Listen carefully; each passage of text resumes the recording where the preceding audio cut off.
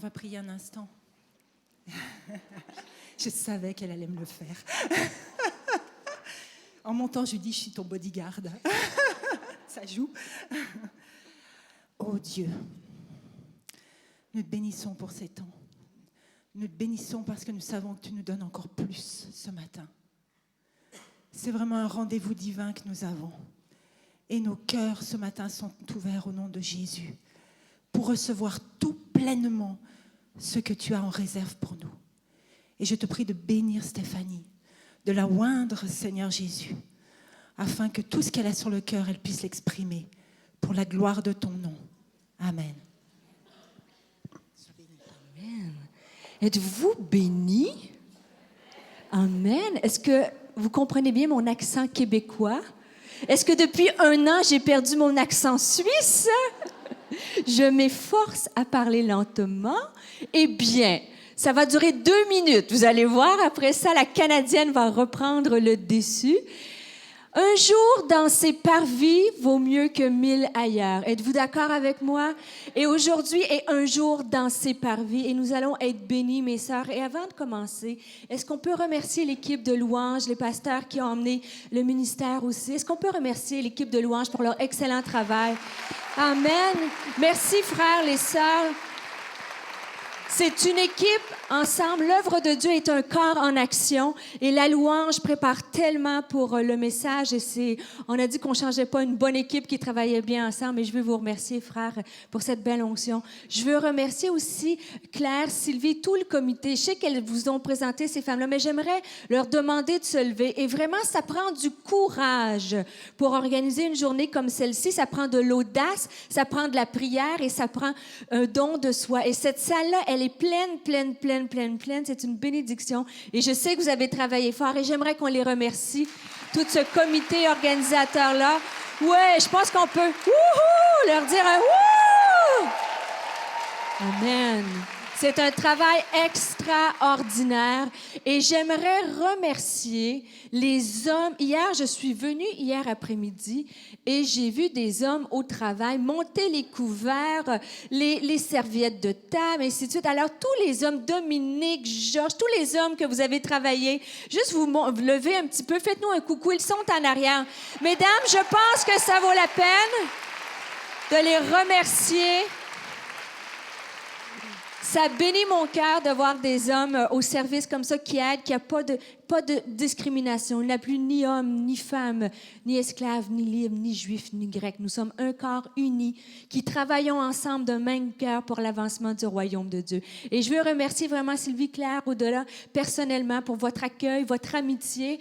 La famille de Dieu, c'est beau. On se voit peut-être 1 fois par année, on échange des emails, mais il y a un lien de cœur qui s'établit d'année en année et c'est précieux. Et je veux rendre gloire aussi en la suite des choses, et c'est en premier lieu à notre Seigneur des Seigneurs, au Roi des Rois. C'est tellement beau. Je vois, Dieu m'a donné l'opportunité dans la dernière année, dans les dernières années, d'apporter sa parole en francophonie. J'étais à Tahiti, je m'en vais en Nouvelle-Calédonie. En mars prochain, je serai en Italie, une Canadienne traduite en italien. Hein? La traductrice va travailler très fort. Hein? Et je vous dis sincèrement, c'est tellement beau ce qui se passe dans le cœur des femmes francophones.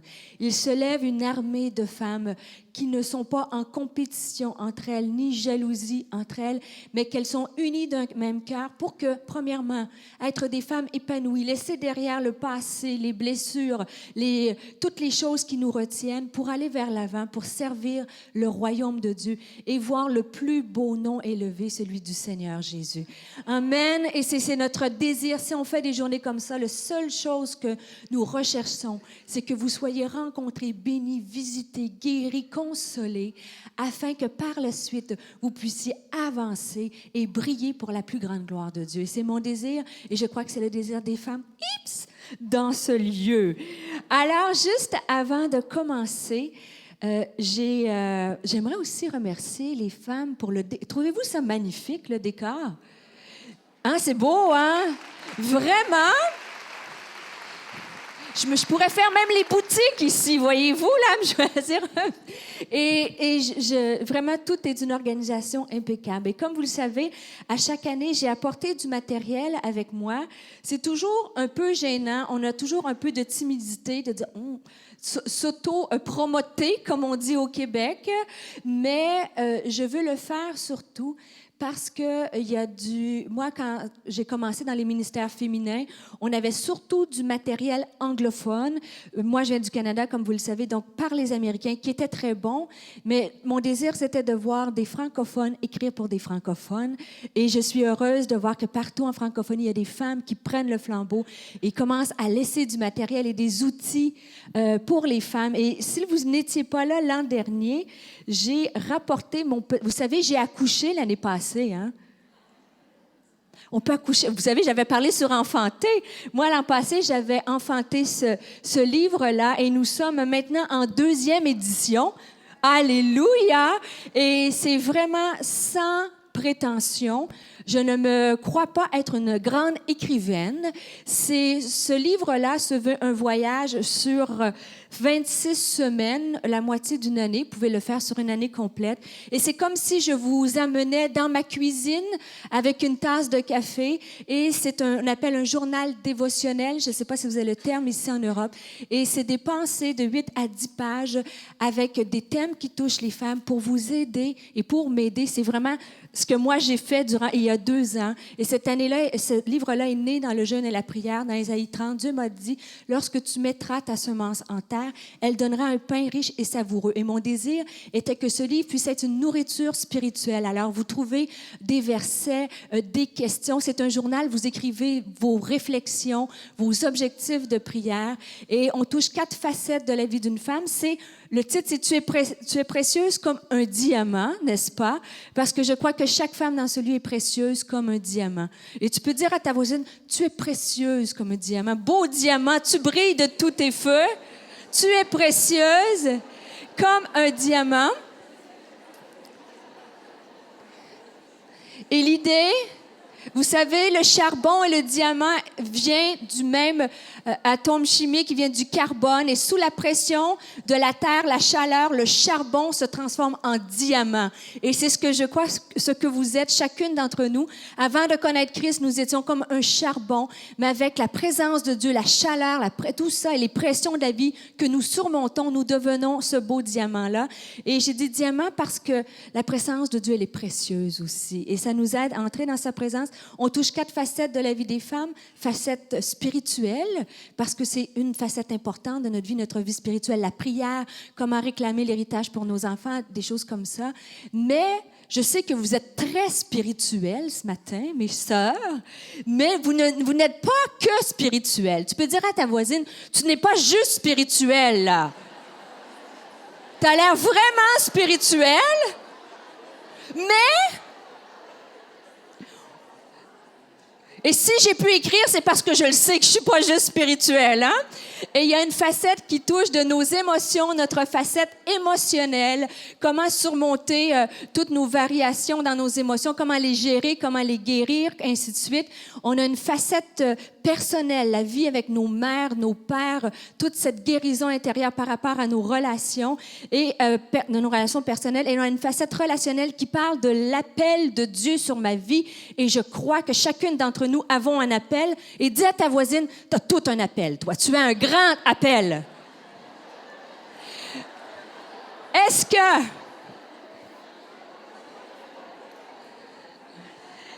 une femme dans ce lieu que c'était son anniversaire cette semaine? Vous? Alors, venez chercher. Vous? 2. Alors, allez vous en chercher un autre tout à l'heure à la fin. Nous sommes situés juste ici. Raymond est avec moi. Et D'ailleurs, Raymond, fais-nous un coucou. Voilà. J'aimerais remercier Raymond qui m'accompagne aussi partout où je vais. C'est une compagnon d'œuvre. Sans elle, le corps de Christ en action, je ne pourrais pas être ici. Et je veux la remercier. Est-ce qu'on peut l'applaudir? Merci Raymond pour tout ce que tu fais. Merci Georges aussi qui m'accompagne. Et Raymond va être à la table ici toute la journée. Nous sommes situés à côté de Porte Ouverte et je vous invite à venir voir Porte Ouverte aussi à côté de nous. Et si vous voulez, j'écrirai un petit mot dedans, chacune d'entre vous. Alors regardez, regardez cette femme de foi là. Tournez-vous, ma sœur. Regardez le beau chandail qu'elle portait là. Je suis sûre que c'était pour aller avec son livre. Et vous allez pouvoir vous en chercher un à la fin. Allez voir Raymond, tu vas identifier la dame et vous irez vous chercher un livre aussi. J'ai emmené avec moi aussi du matériel et ça va être fini pour les annonces. Toutes sortes de coffrets. Je sais qu'il y a beaucoup de femmes que vous avez passées à la table l'an dernier. On avait sur être épanoui malgré les tempêtes de la vie. Pour femmes seulement, comment vivre avec nos changements hormonaux, l'intimité sexuelle. Et je l'ai dit. Mais hier, parenthèse, j'ai apporté la parole au groupe de jeunesse à l'église Le Réveil, c'est l'église qui s'appelle. Il y avait un ralliement de jeunes hommes et de jeunes femmes là-bas et on séparait les garçons. Ben là, d'ailleurs, l'épouse du pasteur, elle est là. Et on a séparé les garçons et les filles et on a parlé d'un sujet vraiment très intime sur la sexualité des jeunes filles, de se garder pures jusqu'au mariage. Et mesdames, nous avons eu un temps extraordinaire. Et priez pour notre jeune génération. Ils vivent des pressions sexuelles dans une société hyper sexualisée. Mais j'ai vu des femmes, des jeunes femmes, avec un cœur pour Dieu. Des femmes qui ont tombé, des femmes qui vont se relever, des femmes qui vont être guéries. Mais la Bible nous enseigne que les plus anciennes devront être un modèle pour elles et qu'on puisse prier pour elles et les garder. Il y avait des jeunes filles brisées par la vie, mais qui veulent avancer et servir Dieu. Et je remercie Dieu pour cette belle invitation-là. Et s'il y a peut-être une femme ou deux, vous allez prendre ce moment d'intercession, prier pour nos jeunes filles. Alors, bref, tout ça pour vous dire que ça parle de sexualité dans celui-là. Et je sais que ça intéresse personne, là, mais on les a tout vendus l'année passée. Alors, mais j'ai travaillé fort cette année. On a des nouveaux coffrets, un qui s'appelle Royauté et dont je suis très, très fière. On va en parler un peu cet après-midi, mais c'est toute notre identité, comment nous sommes des princesses, des filles du roi, et comment, comme princesse, nous devons nous comporter comme membres de la famille royale et quelle est notre destinée comme membre de la famille royale. Et on a sur l'appel de Dieu, et on a toutes sortes de trucs comme ça. Allez nous voir. Et j'ai un dernier cadeau à faire. Est-ce qu'il y a une jeune femme, la plus jeune femme dans ce lieu? Quel âge elle a? Bon, à part cette jeune fille-là, là, elle bat tous les records. Quel âge elle a, ta fille? Bon. Ça, j'avoue que c'est un peu jeune. C'est pas tout à fait mon public cible pour l'instant. Est-ce que la plus jeune fille dans ce lieu? Quel âge? Y a-t-il des jeunes filles? Pardon? 17 ans? 13? Désolée, les enchères sont plus bas ici. Je voudrais t'offrir ce coffret-là sur l'estime de soi. Parce que moi, si je l'avais eu à ton âge, je me serais évité bien des soucis. Alors, je te l'offre. Amen. Et pour le reste, est-ce que j'oserais demander, est-ce que la personne la plus âgée, je sais qu'on n'a plus d'âge rendu à un certain âge, la dame la plus âgée dans ce lieu? Plus personne. OK, parfait, vous n'aurez pas de cadeau.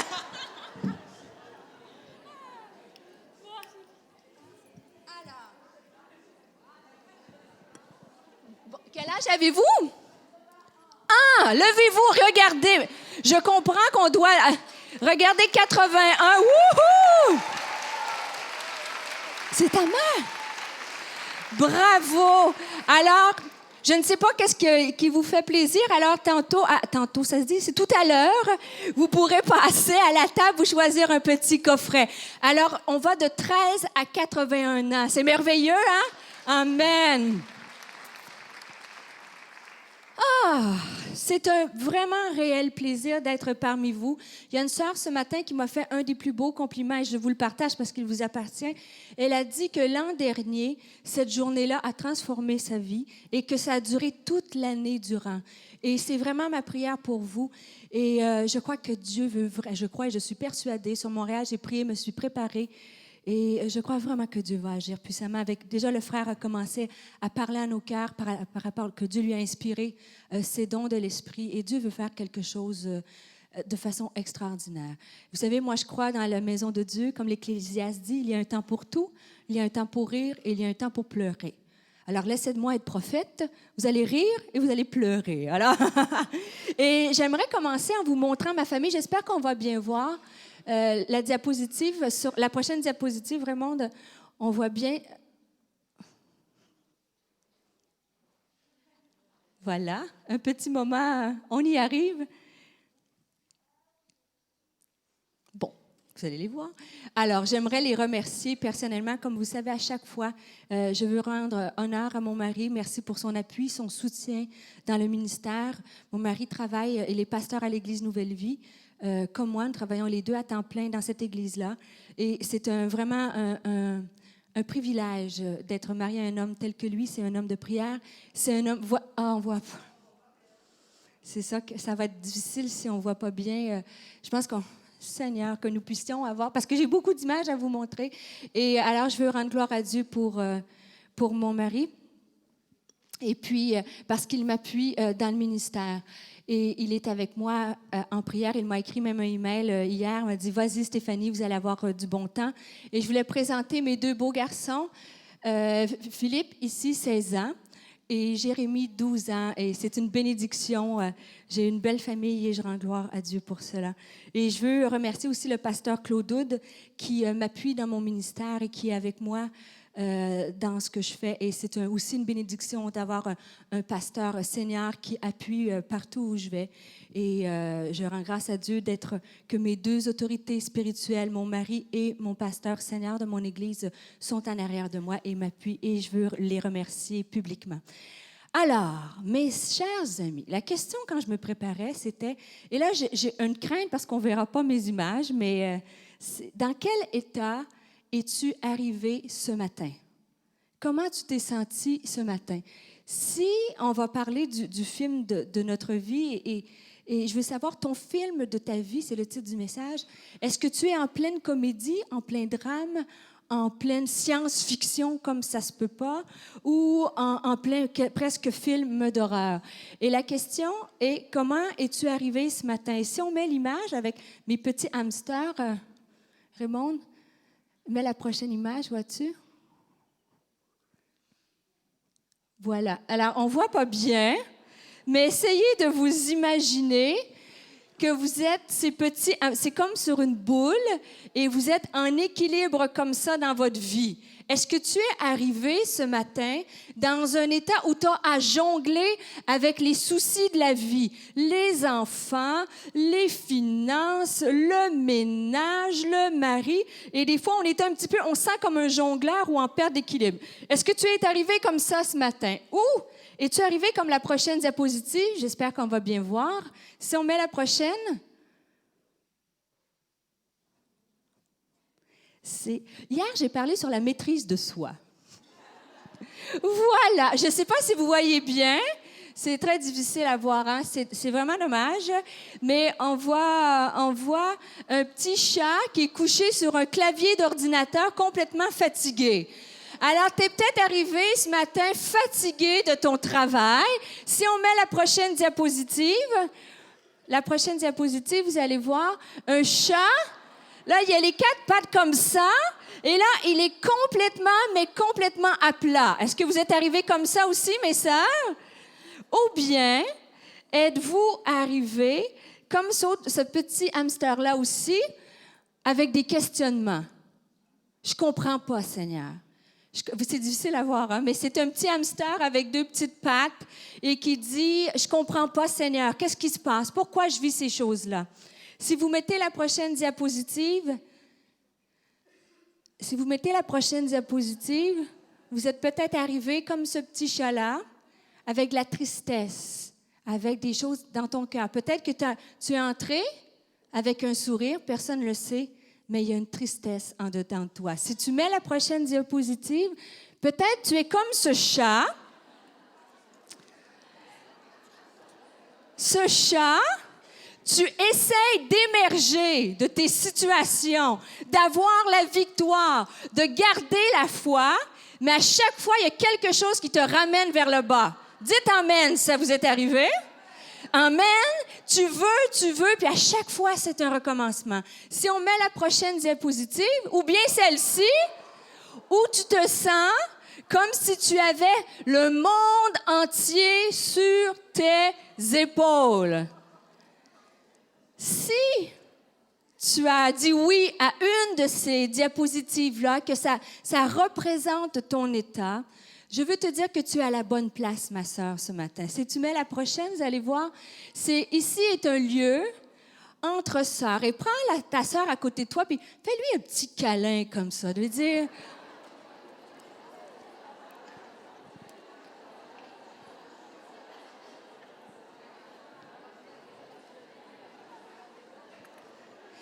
C'est le meilleur endroit.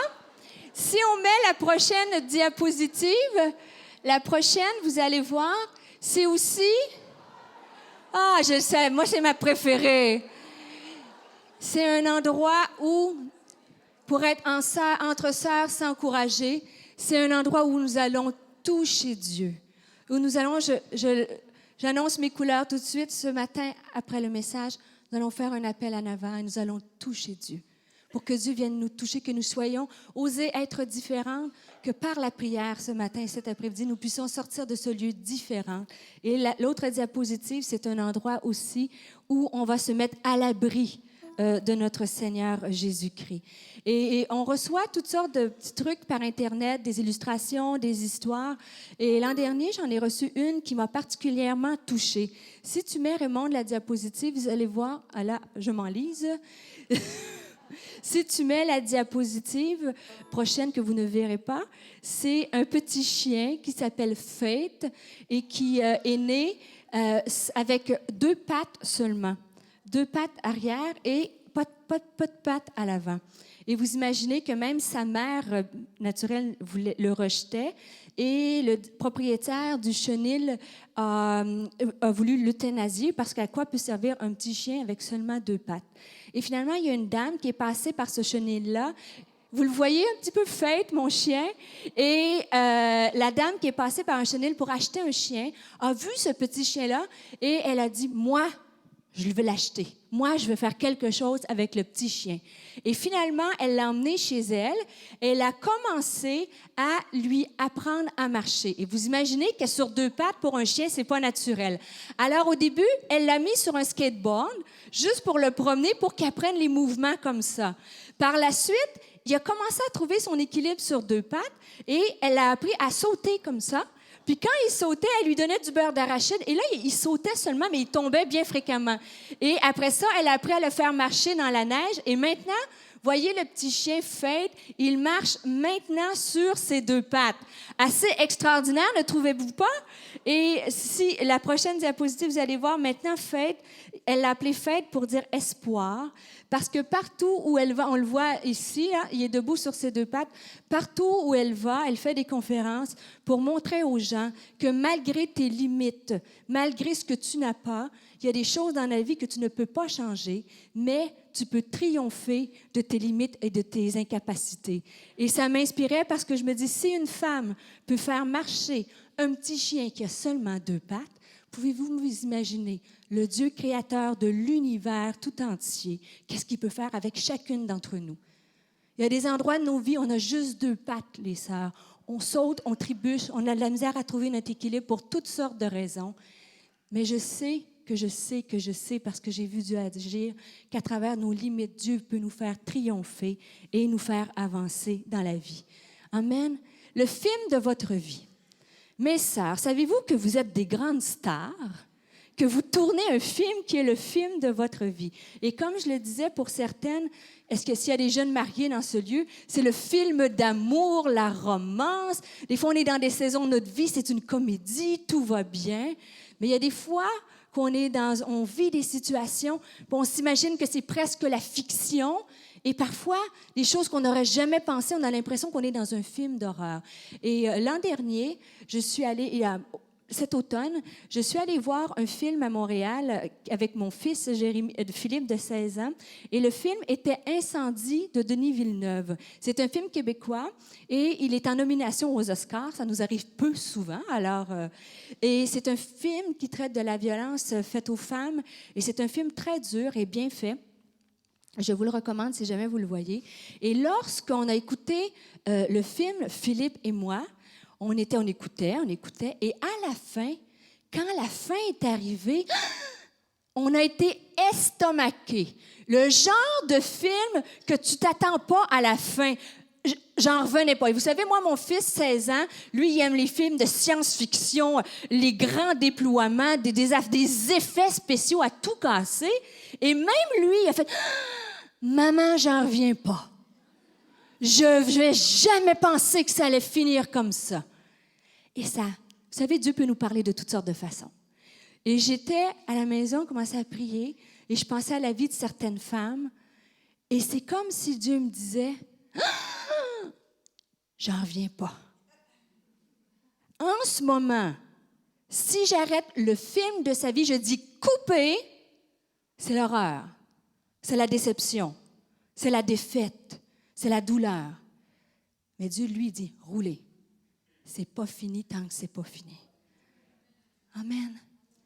Et à la fin du film de ta vie, tu vas dire « Wow, Seigneur, je pensais pas que c'était comme ça. » Amen. Amen. Et l'histoire que je vais vous parler, c'est dans la Bible. Il y a un homme qui s'appelle Jabès. Peut-être que vous... Jabès ou Jabet, il y a des livres qui ont été écrits là-dessus. Et je ne veux pas vous parler de la prière de Jabès ce matin. J'ai lu dans les chroniques, vous avez l'histoire de Jabès. Et c'est étonnant parce que Jabès, sa vie, c'est exactement comme ça que ça s'est passé. Il a commencé douleur. Tu dis, ah! Et ça a fini impressionnant. Et c'est curieux parce qu'on trouve son histoire dans le livre des Chroniques. Dans 1 Chronique, si vous avez vos Bibles, et peut-être que plusieurs d'entre vous,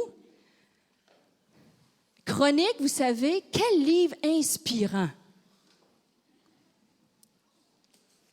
N'est-ce pas?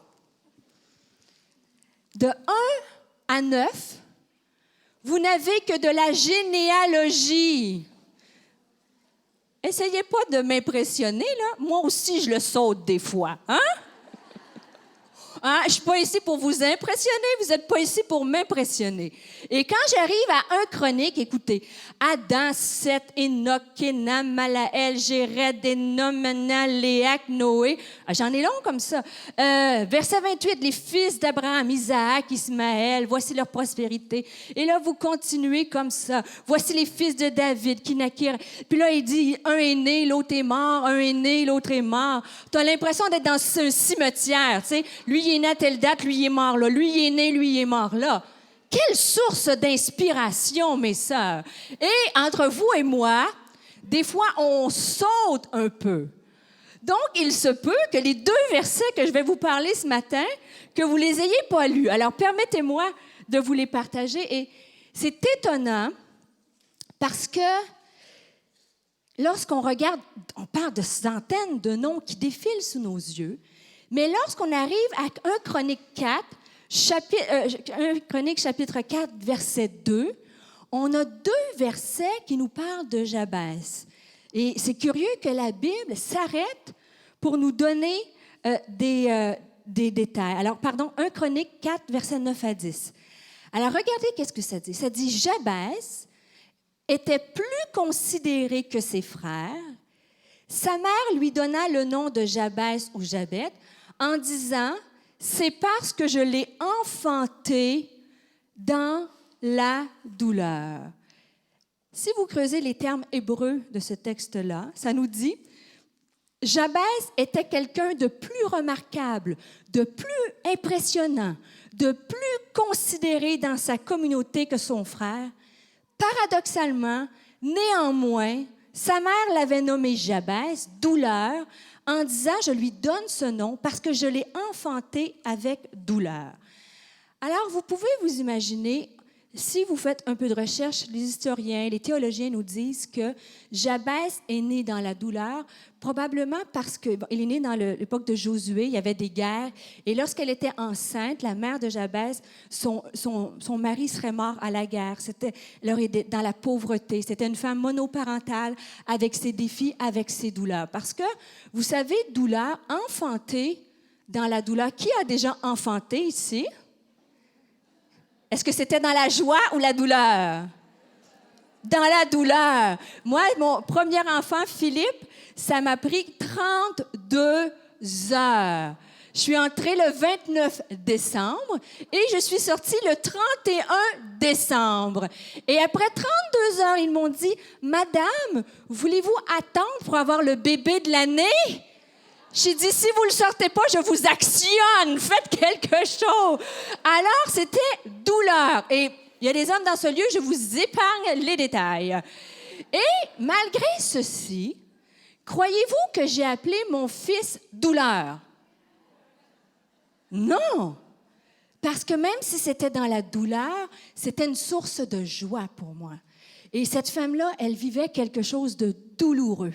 Est-ce que l'enfant représentait une douleur? Est-ce qu'elle était dans la douleur? La Bible ne nous le dit pas, mais c'était plus que l'accouchement qui était douloureux. Sa vie était douleur et son enfant représentait cette douleur-là. Vous pouvez vous imaginer, votre Claire, par exemple, elle s'appelle Claire. Alors, sa maman qui est ici lui a dit, « Claire, viens manger, Claire, viens faire tes leçons, Claire, fais ci, Claire, fais ça. » Mais quand vous vous appelez douleur, douleur, allez, douleur, rentre à la maison.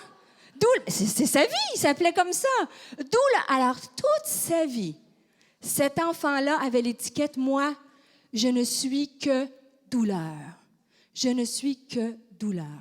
Et est-ce que sa mère ne voulait pas de cet enfant-là? Je ne sais pas. Mais chacune d'entre nous, nous avons des choses dans notre vie qui s'appellent douleur, que nous avons enfantées, que nous avons. Peut-être que vous êtes une femme que vos parents ne voulaient pas de vous, que votre mère ne voulait pas de vous. Moi, ma mère, elle était 13e d'une famille de 13 et toute sa vie, sa mère lui a dit, « Toi, tu as un accident. » Parce qu'après 13 enfants, là, moi, j'en ai 2. 13, on ne devrait pas dire ça. Alors, toute sa vie, ma mère, c'était douleur. Elle est partie dans la vie en disant, « Moi, ma mère ne voulait pas de moi. » Peut-être tu t'es fait dire des choses comme ça. Peut-être que tu as un enfant, toi, dans ta vie, que tu as enfanté qui est douleur. Qu'en ce moment, c'est des inquiétudes. Tu souffres, il t'inquiète pour ce qu'il vit. Peu importe comment tu es venu dans ce lieu, je crois que comme femme, on a toutes des choses dans notre vie qui sont douleurs. Et ça me touche parce que si tu avais arrêté le film de la vie de Jabès dans son enfance, tu aurais dit douleur. Et pourtant, la Bible nous dit que de douleur, il a terminé sa vie en impressionnant, au-dessus de ses semblables. Et si Dieu peut le faire pour Jabès, il peut le faire pour le film de ma vie. Et on peut passer de douleur à impressionnant. Et savez-vous quelle a été la clé? Ça dit dans verset 9 qu'il a fini sa vie plus considéré que ses semblables. Chronique 4, verset 10, ça nous dit « Jabès invoqua le Dieu d'Israël en disant « Si, c'est incroyable la parole de Dieu, si tu me bénis et que tu étendes mes limites, si ta main est avec moi et si tu me préserves du malheur, en sorte que je ne sois pas dans la souffrance. » Il a dit si quoi? Et qu'est-ce que ça dit tout de suite après? Et Dieu accorda ce qu'il avait demandé. Et ça me touche parce que Jabès, il dit, si je fais ça, c'est comme si tu sens le cœur de Dieu, je vais te bénir. Et la clé de Jabès pour le film de sa vie, c'est qu'il a demandé 4 choses à Dieu, si vous prenez des notes. Il a demandé 4 demandes. La bénédiction divine. Si tu me bénis.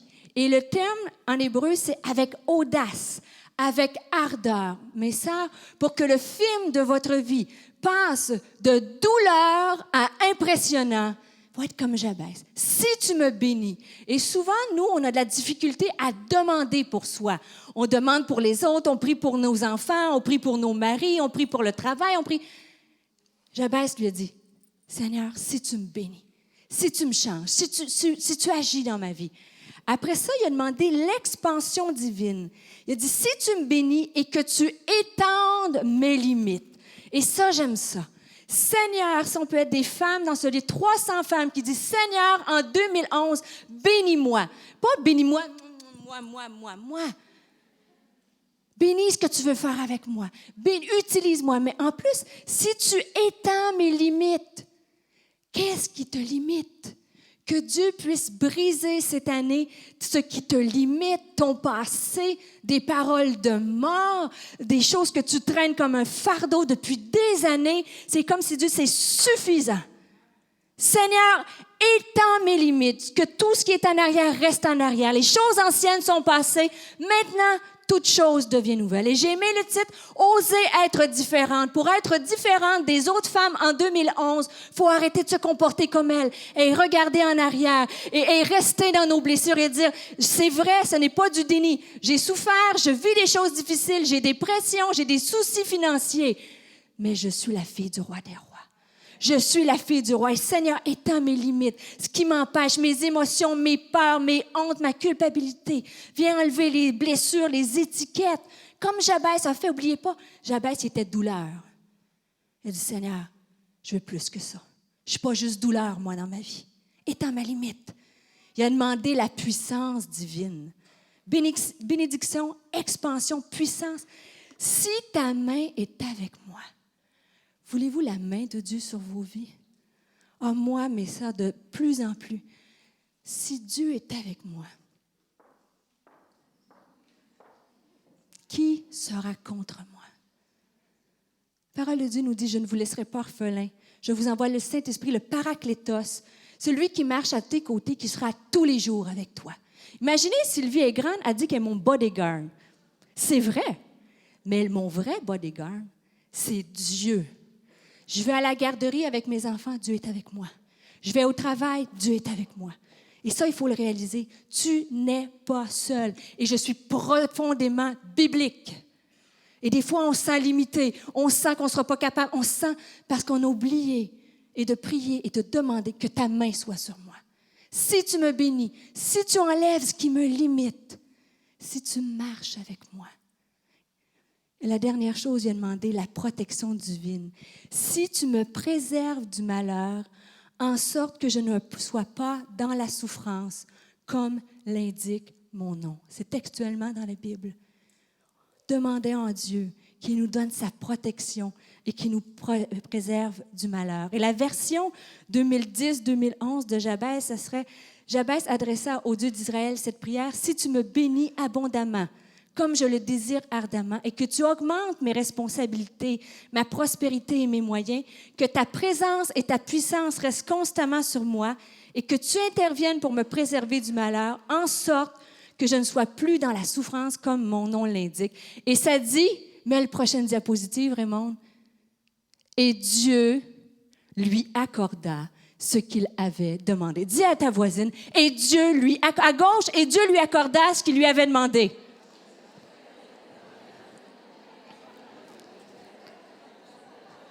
Dis à ta voisine de droite, et Dieu va t'accorder ce que tu lui demandes. Savez-vous pourquoi je peux dire ça? Parce que ceci est une prière selon sa volonté. Et Dieu veut nous bénir, il veut étendre nos limites, il veut marcher avec nous. Et il veut nous préserver du malheur. Le film de votre vie, comme Jabès, de douleur, il a fini sa vie impressionnante. Et je ne sais pas si en Suisse, vous avez eu autant les images que nous, mais le 6 août dernier, vous savez, il y a eu des 33 mineurs chiliens qui ont été pris dans la mine au Chili. Est-ce que vous avez entendu parler en long et en large de cette histoire-là?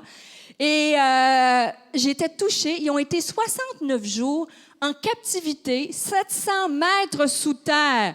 Moi, je suis un peu claustrophobe, alors déjà, j'aime pas tellement. 700 mètres sous terre, dans le noir, dans le froid, dans l'angoisse, c'est la plus longue captivité souterraine de l'histoire de l'humanité.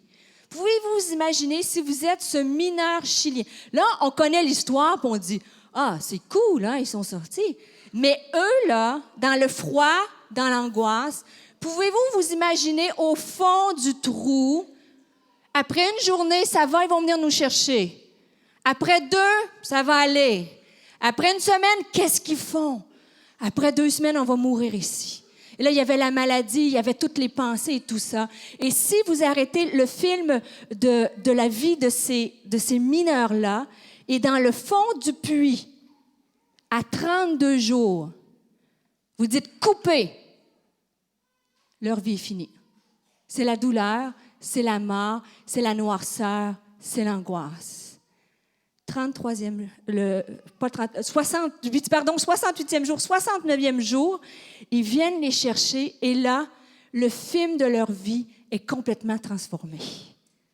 Ça, ma sœur, tu n'es peut-être pas dans un tunnel, dans une mine, en plein cœur du Chili, en pleine noirceur, en pleine angoisse. Physiquement, mais spirituellement, émotionnellement, tu peux être comme ces mineurs chiliens-là. Et tu as l'impression que les jours et les jours et les jours passent et que ça va se terminer comme ça. Mais Dieu dit, roulez. Et ils sont sortis de la mine et ces gens-là ont été complètement transformés. Et dans les journaux, ils ont interviewé les gens. Et vous savez, quand ils sont sortis de la mine après 69 jours de détention, attends un petit peu, après 69 jours de détention, ils ont dit, ils sont sortis, il y avait 2000 journalistes du monde entier qui étaient là. Ils ont reçu un appel de Barack Obama. Est-ce que Barack Obama vous a déjà appelé, vous? Des inconnus, dans leur captivité, 69 jours plus tard, sont devenus des héros, des stars. Les politiciens partout, tous les grands politiciens du monde les ont appelés, les ont considérés. Et même le chef de mission a dit il s'appelait Mario Gomez, le chef de mission, quand il est sorti de la mine, a dit au président chilien, « Je suis un homme différent ». En référence à la renaissance des mineurs, les secouristes ont surnommé Mario Gomez Phénix en hommage de l'oiseau mythique qui renaît de ses cendres. Si cet homme-là, dans une situation difficile, dans la noirceur de sa mine, peut ressortir, transformer, Phénix, se lever au-dessus de ces situations, Dieu peut te sortir de la mine où tu es en ce moment, de la noirceur de ta vie, de la difficulté d'un de tes enfants ou d'un mariage ou de quelque chose que tu vis et il peut te faire sortir différent. Ce qui était extraordinaire, c'est que saviez-vous qu'il y a des Bibles qui ont été envoyées dans cette mine-là. Ils ont envoyé 33 Bibles dans la mine et quand ils sont sortis, un des mineurs a dit « Les Bibles nous ont redonné la foi. Nous n'étions plus 33 dans la mine, mais 34. » Amen!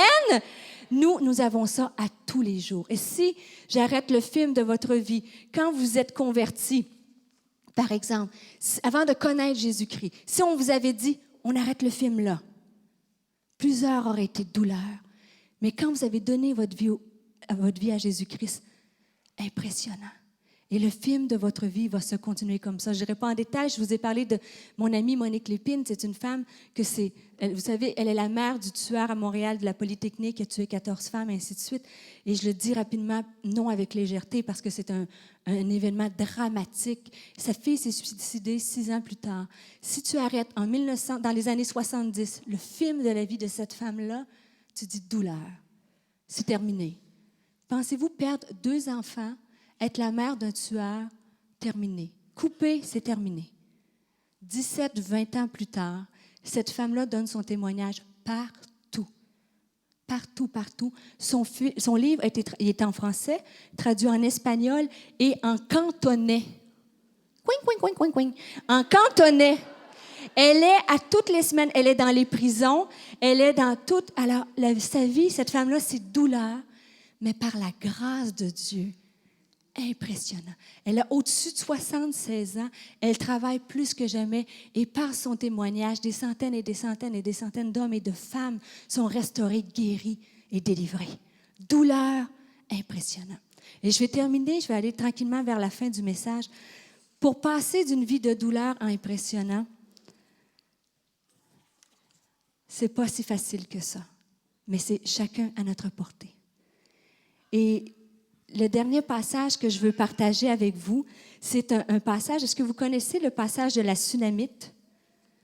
N'est-ce pas? Elle est bien connue. Et cette Sunamite-là, c'était une femme comme vous et moi, et elle avait elle voulait servir Dieu. C'est une femme, elle exerçait le don d'hospitalité. Donc, à chaque fois que le prophète Élisée venait chez elle, elle l'emmenait dans la chambre, avec une belle petite chambre, et elle l'installait là. Et elle servait Dieu de cette façon-là avec les dons qu'elle avait.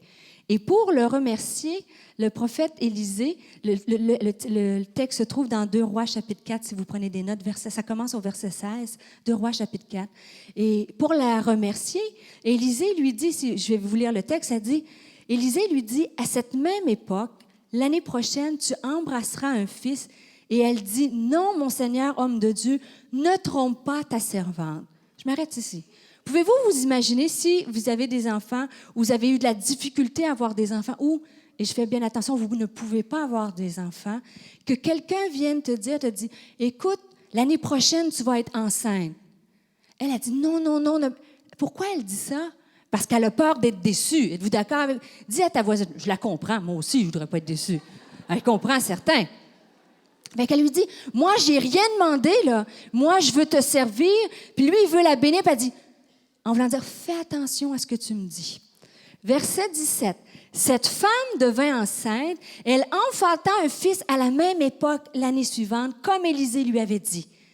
L'enfant grandit et un jour qu'il était allé trouver son père vers les moissonneurs, il dit à son père, « Ma tête, ma tête. » Et le père dit à son serviteur, « Porte-le à sa mère. » C'est pas depuis hier que les hommes disent aux enfants, « Va aller, va voir ta mère. » Hein?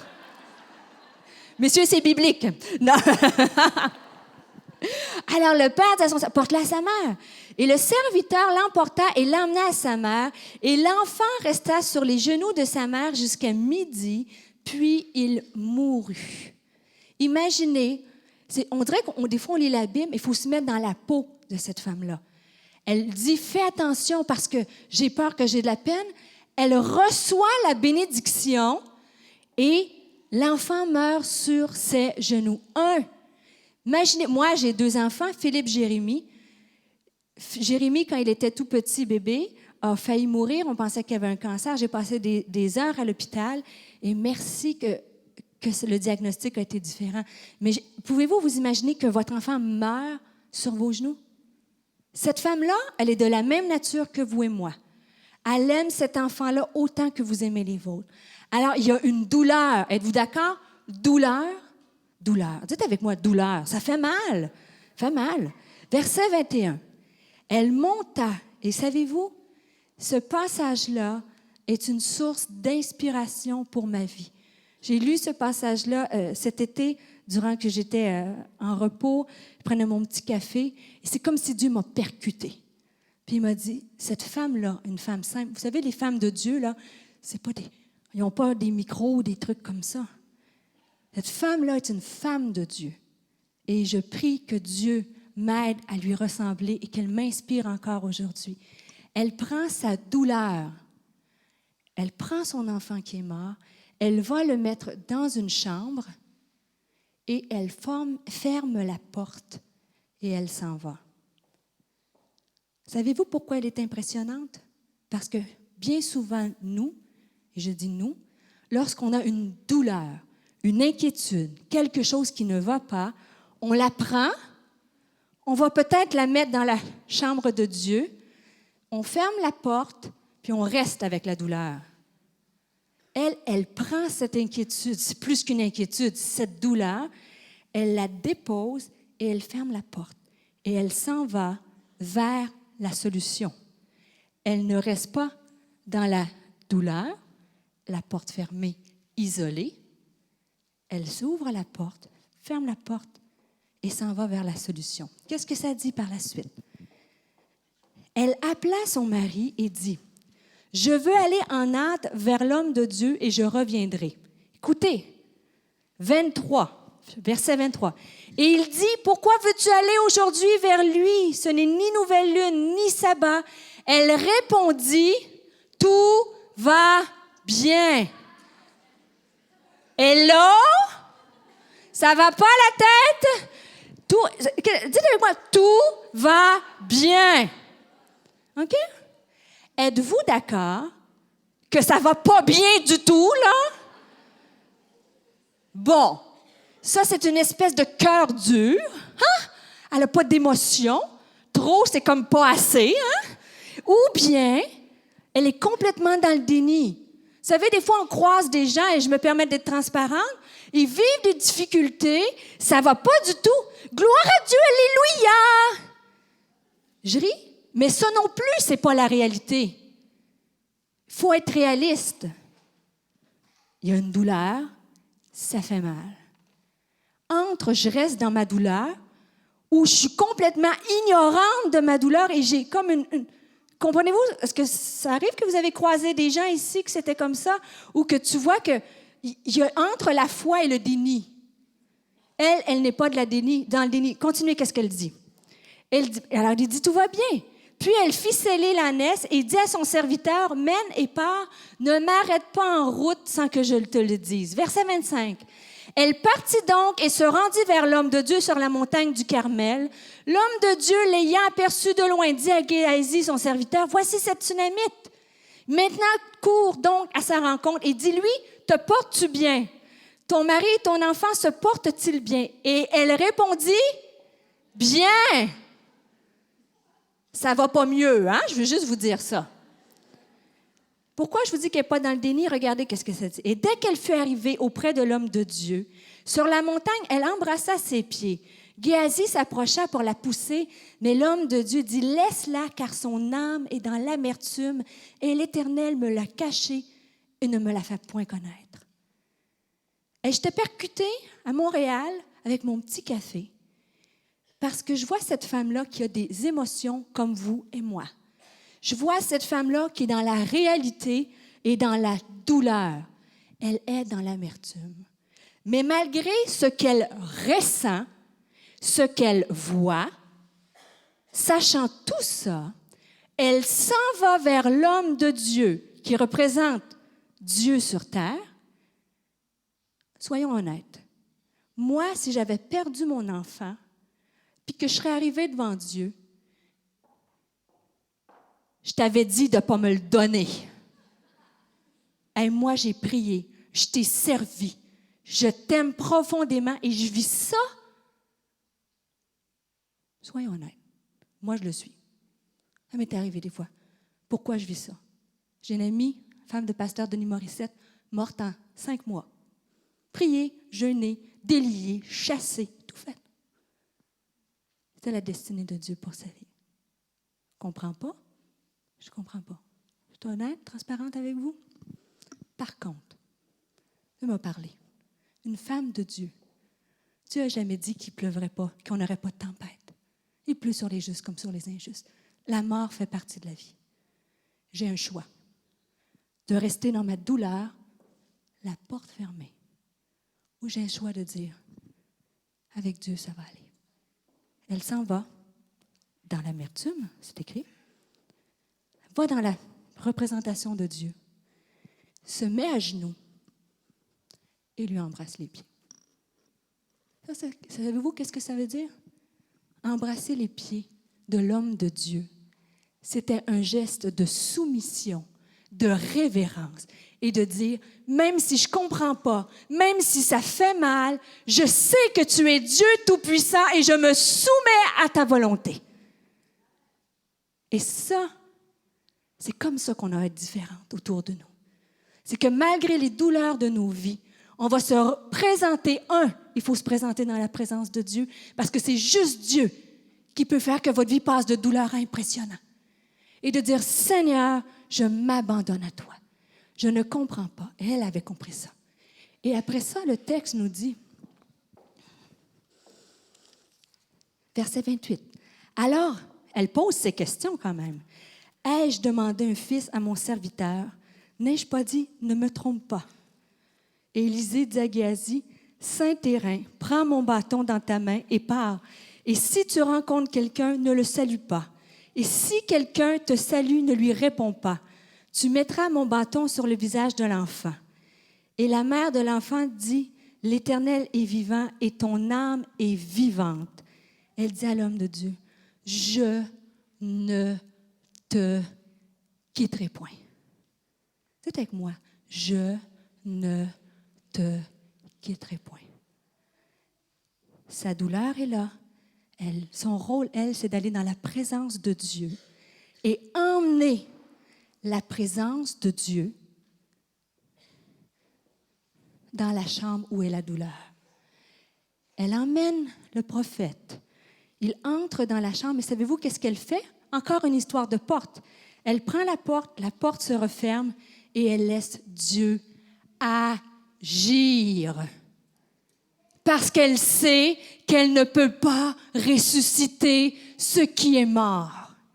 Nous, les femmes, des fois, il faut laisser Dieu agir. Je relâche. Je ne suis pas capable de changer mon mari. Je ne suis pas capable de changer mes enfants. Je ne suis pas capable par moi-même de changer.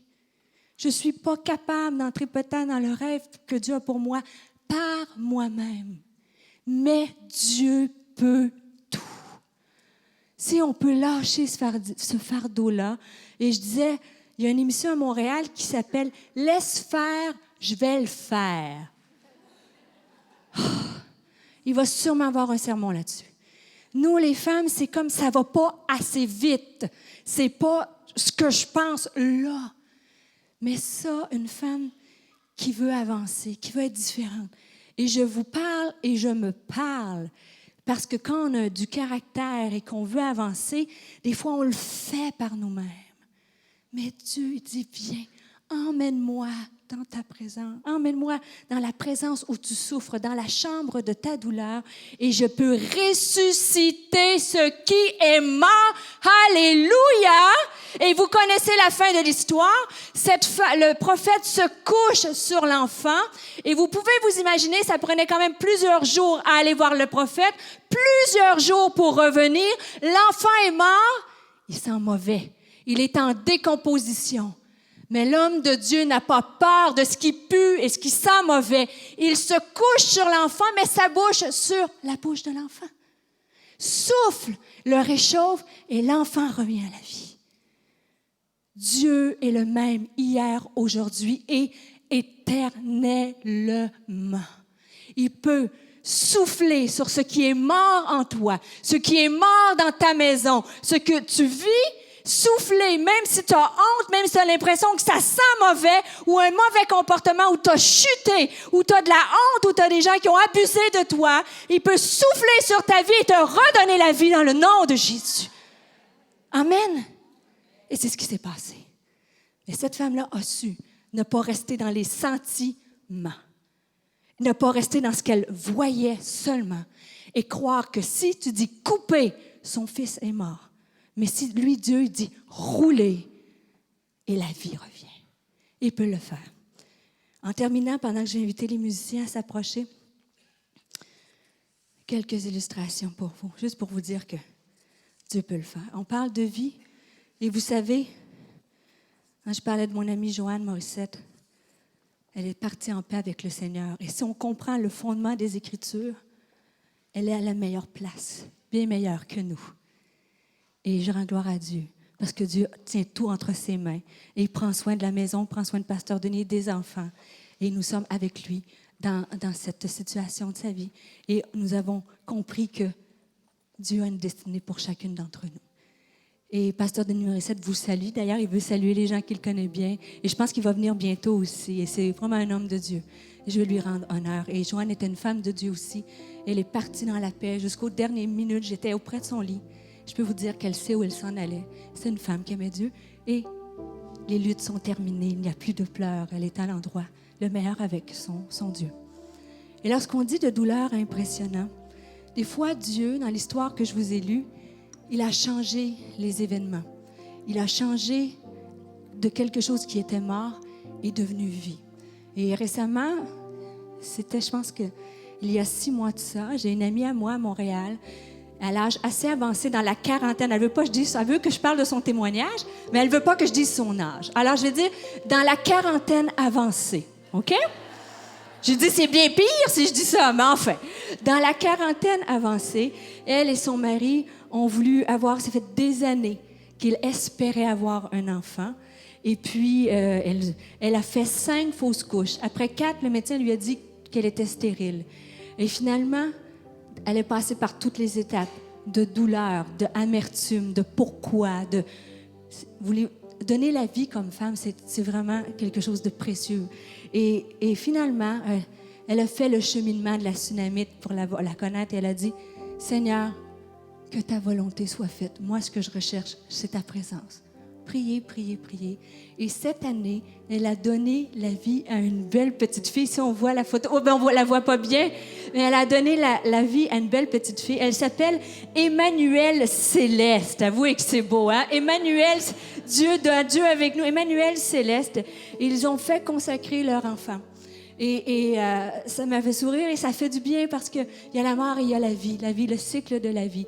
Et quand je pensais à cette illustration-là, je me voyais aussi comme au niveau physique, donner la vie, quelqu'un qui veut, mais au niveau d'un rêve, au niveau d'un appel que tu attends, au niveau de quelque chose que tu veux enfanter, que tu attends après des années. Le principe est le même. Au niveau de quelqu'un que tu voudrais voir naître spirituellement, le principe est le même. Peut-être un mari inconverti, peut-être un enfant que tu as élevé dans les voies de Dieu et qui s'est détourné.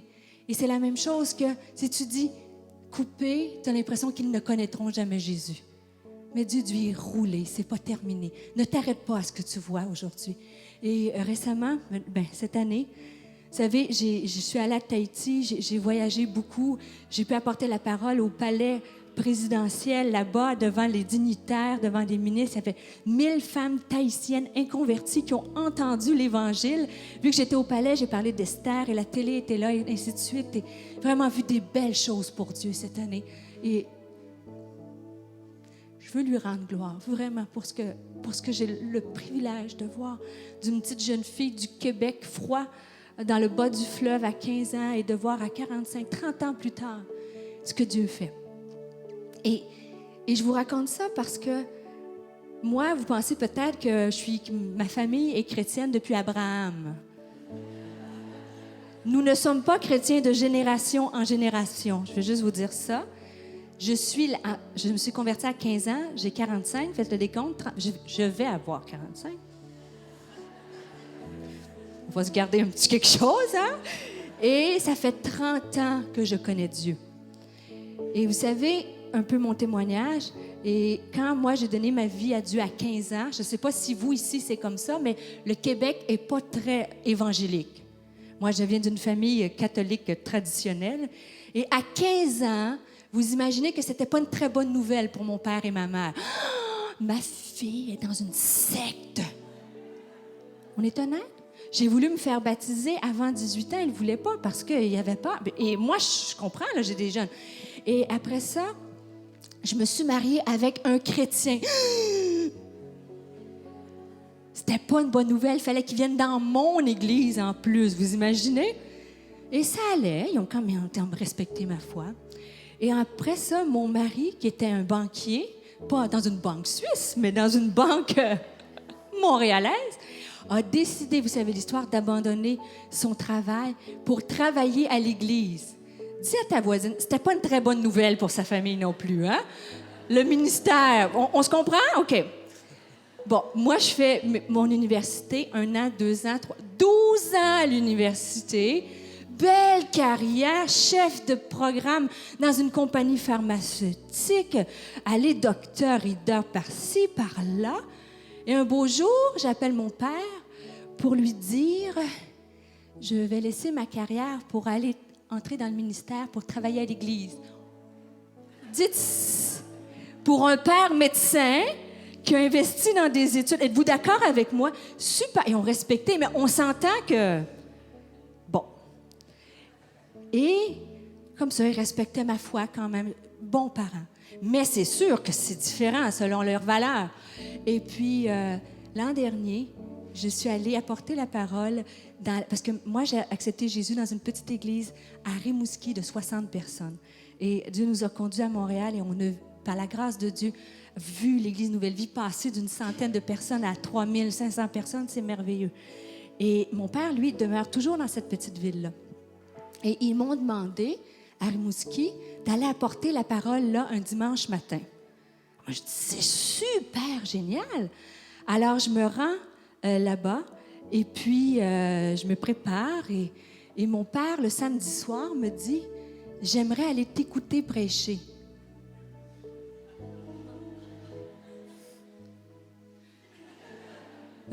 après 29 ans de vie chrétienne. Pouvez-vous imaginer? Et là, après 29 ans, j'ai dit, mais c'est bien, mais pensez-vous prêcher devant son père? Dis à ta voisine, ça prend de l'audace, hein, quand même? Et le dimanche matin, il est tout beau, son habit, et il dit, on va à l'église ce matin. Et il se rend à l'église, et j'étais vraiment nerveuse. Je ne suis pas ici pour vous impressionner, vous n'êtes pas ici pour m'impressionner. Il aurait pu avoir le président de Tahiti, puis ça n'aurait pas rien fait de plus. Et après 30 ans, j'ai apporté la parole. Et à la fin, lui, il était assis comme là. Alors moi, je prêchais comme là, voyez-vous, là? Et là, j'y allais. Et c'est comme si je me suis dit, là, bon, je prêche le soir, donc le matin, on va finir avec un chant ensemble et on va terminer. Le soir, on fera un temps d'appel, voyez-vous? Mais là, Dieu me dit, audace, c'est le temps. C'est le temps. Et là, je commence de tout mon cœur à prêcher le salut. Que si tu connais Christ peut-être de façon intellectuelle, mon papa avait été élevé chez les frères, si tu connais Christ de telle façon, mais Dieu veut que tu sois en relation avec lui. Il a donné son Fils pour toi, son sang a coulé pour que tu puisses passer de la mort spirituelle à la vie. Et là, je dis, courbez la tête. Et là, je suis arrivée pour faire mon appel. Mais dans mon esprit à moi, je me disais, je m'étais imaginé. Je vais finir mon histoire. Alors, je fais mon appel. Et là, je dis, s'il y a quelqu'un dans ce lieu qui a 2 mains, 2 jambes, qui voudrait juste donner sa vie à Dieu. Et mon père a levé sa main. Après 30 ans de vie chrétienne, j'ai vu par le regard, il a levé sa main et s'est avancé en avant. Et moi, je pensais que tout ceci serait arrivé à l'Église Nouvelle Vie, quand Pasteur Claude aurait prêché, quand la chorale Nouvelle Vie aurait... Tu vois? Mais Dieu, au moment roulé, il s'est avancé en avant. Mais le plus beau, c'est qu'après ça, cette année, le 28 novembre, il était à l'Église Nouvelle Vie. Il est venu voir mon fils de 16 ans passer dans les eaux du baptême. Après 30 ans de vie chrétienne. Et vous savez, quand mon papa, après ça, a eu ce moment-là, le soir, on a passé un moment ensemble et il m'a dit, toute ma vie, moi, j'ai cherché des diplômes, travaillé. Et toute ma vie, je cherchais son admiration, son approbation. Et après ces moments-là, il m'a pris par les épaules. Il m'a dit, c'était super la réunion. Il dit, j'ai été touchée. C'est puissant, Dieu. Puis il m'a dit, je suis tellement fière de toi. Amen. Et on a eu un moment père-fille, parce que mon père, c'est un homme de sa génération, dans la 70aine. Bon papa, mais pas un homme qui exprime ses émotions.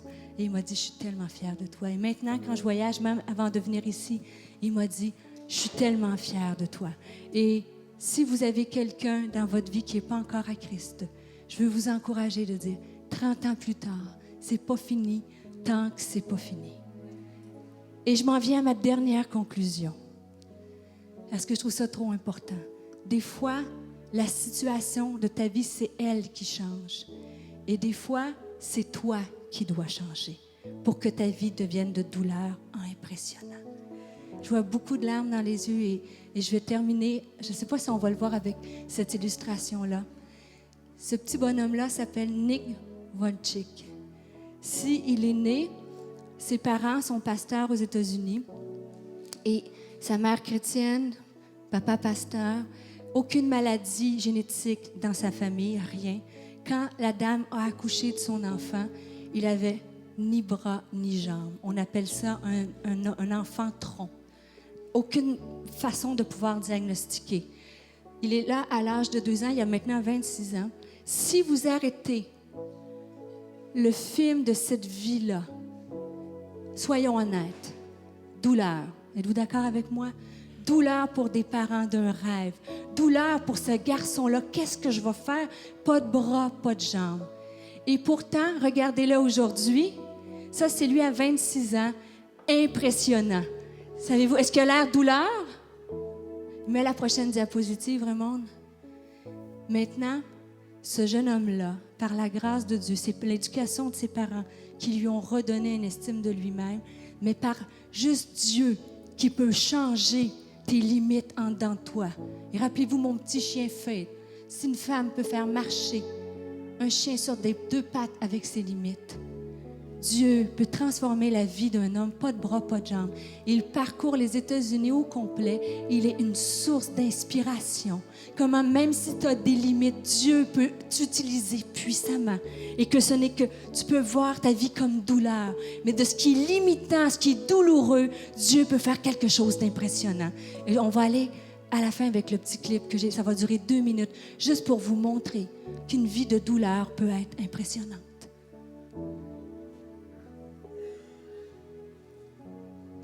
Lisez bien le texte, la traduction va être en bas, en blanc.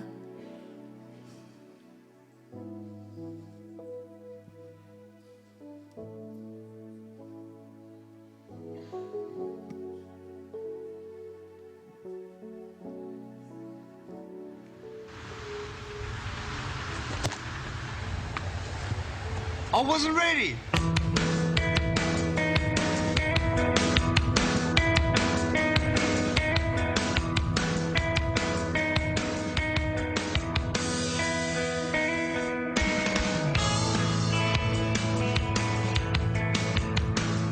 I have no arms and no legs, but I'm very thankful that I have my little chicken drumstick here. People freak out when they see me for the first time. It's so cool. I was at a water slide all by myself. Everyone obviously at the bottom of the slide is looking up and waiting for other people to come down. And here I come and they're freaking out. They're like, you know, like this. And I was so tempted to look at myself and go, what happened? You know? And there were times where I sort of looked at my life and thinking, well, I can't do this and I can't do that. And you keep on concentrating on the things that you wish you had or the things that you wish you didn't have. And you sort of forget what you do have. And there's no point, I believe, in my life where I wish I had arms and legs, I wish I had arms and legs, I wish I had arms and legs, because wishing won't help. But what I've seen in life are just a couple key principles, and the first thing that I've seen is to be thankful. It's hard to be thankful, man. I tell you, when I was 8 years old, I sort of summed up my life and thought, I'm never going to get married. I'm not going to have a job. I'm not going to have a life of purpose. What kind of a husband am I going to be if I can't even hold my wife's hand? It's a lie to think that you're not good enough. It's a lie to think that you're not worth anything.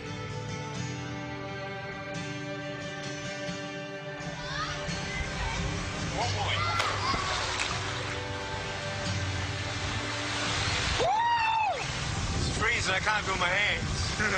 I love life. You know, so many people come and say, how come you smile so much? And I'm like, well, it's a long story. But it's very simple at the same time. You see, it's very hard to smile sometimes in life. There are things that happen that you don't know and you don't understand, and you don't know if you're going to get through it. You know, you go through your storms in life and you don't know how long this storm's going to be. And today I want to share with you some principles that I've learned in my life that you can use in yours.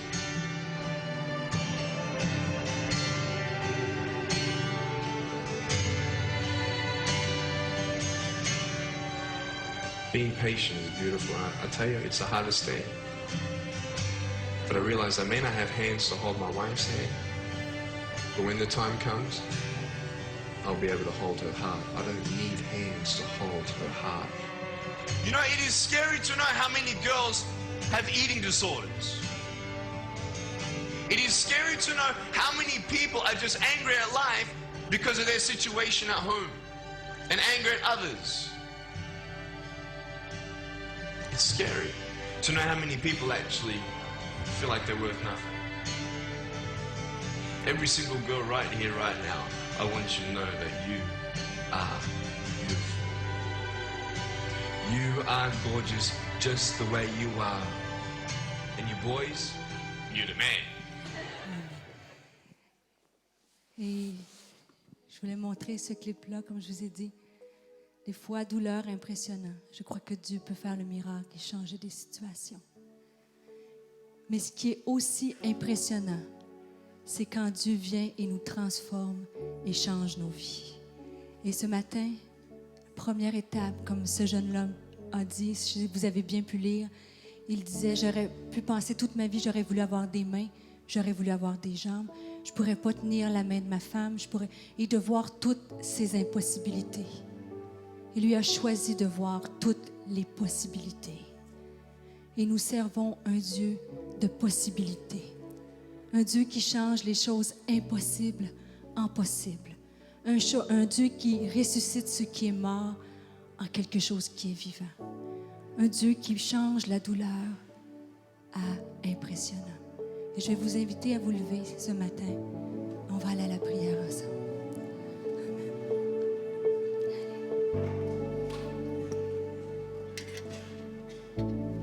On va chanter juste un chant, juste un refrain. Dieu, viens ranimer le feu que tu as mis en moi. Toi seul peux tout changer. Viens Commence à le déclarer ce matin par la foi. ouvrir les yeux, Seigneur. Seigneur, viens ranimer le feu Dis-lui ce matin. que tu as mis en moi. Toi seul peux tout changer. Déclare-le ce matin par la foi. Seigneur, Ouvrir les yeux, manifeste ta présence, convainc-nous de ta puissance, convainc-nous de ta sainteté, surprends-nous par ta beauté. Manifeste ta présence, convainc-nous de ta puissance, convainc-nous de ta sainteté, surprends-nous par ta majesté. alléluia. Pendant que le frère joue le piano, je veux juste vous inviter à fermer les yeux. Et c'est un moment d'éternité. C'est un moment où tout peut changer, où tu peux être guéri, consolé, retrouver ta dignité, t'élever au-dessus de tes douleurs. Seigneur, c'est un moment aussi que tu peux venir et comme cette tsunami te dire, Seigneur, je me remets à tes pieds dans ta souveraineté, mais je ne te quitterai point et je vais t'emmener dans la chambre afin de voir le miraculeux dans ma vie. Et je vais juste vous demander, sans pression, sans rien, si tu as besoin de prière ce matin, on a une équipe de prière, on va prendre le temps. Même si on déborde un petit peu, on est plusieurs femmes pour prier pour vous. Ça va aller rapidement. Mais ce 5 minutes, 10 minutes avec Dieu d'éternité peut changer ta destinée. Comme Jabez a fait, il a prié la seule solution. Il a demandé à l'Éternel la bénédiction. Il a demandé à l'Éternel d'étendre ses limites. Il a demandé à l'Éternel qu'il pose sa main sur lui. Et il a demandé la protection à Dieu. Et si tu as besoin, comme Jabez, que tu es dans celui avec des difficultés, où tu as besoin de combattre pour une situation dans ta vie, juste te demander de prendre l'allée, de venir, de prendre le couloir ici, et t'en venir à l'avant, de prendre le devant. Et on est plusieurs femmes, on va prier pour toi. Il y a une équipe de prière. Alors pendant que les musiciens jouent, n'aie pas peur. C'est un temps entre toi et Dieu, de juste venir en avant et de venir chercher la prière pour toi. Et on a de l'espace, on peut s'étendre sur tous les côtés.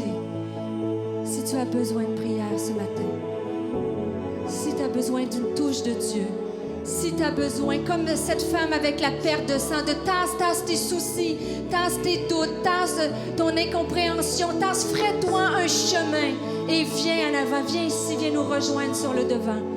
Alléluia. Il y a de la place, on va prendre la place, n'aie pas peur. Venez-vous-en ici, avancez-vous en avant. Alléluia, Jésus, Jésus. On va vous attendre, allez, venez. Alléluia. Peut-être qu'on peut se tenir dans les allées. Effectivement, il y a beaucoup de gens ici. Prenez le devant. Pouvez-vous mettre au bout comme ça. Je vais demander aux femmes de pasteurs, aux leaders de groupe, aux pasteurs présents, à l'équipe de prière. Il y a beaucoup de gens. On va s'avancer en avant et on va prier pour vous.